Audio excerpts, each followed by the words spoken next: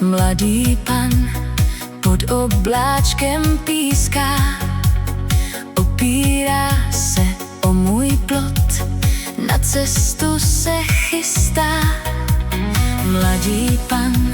Mladý pán má kabátek úzký, v očích trochu veselý a trochu strach chusí.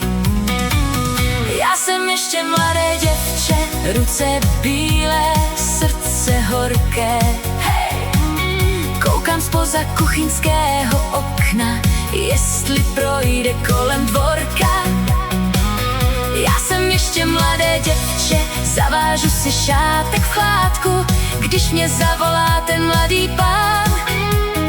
Půjdu s ním až k našemu hajku. Mladý pan kývne hlavou k bráně, v botách nese ranní prach a na jazyku přání. Děvče pojď jen na chvíli z domu, nechce se mi jít tou cestou, jen tak k tomu. Já jsem ještě mladé děvče, ruce bílé, srdce horké. Ale když mě voláš jménem, hoří ve mně malý plamínek. Já jsem ještě mladé děvče, máma šije v tiché síni a já sbírám dech i odvahu v kroku mezi stínem slíním.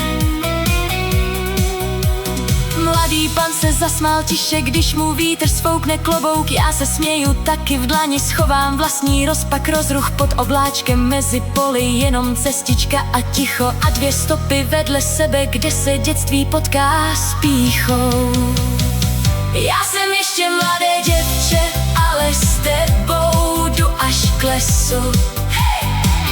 V kapse schovám drobné sliby jako kamínky pro cestu.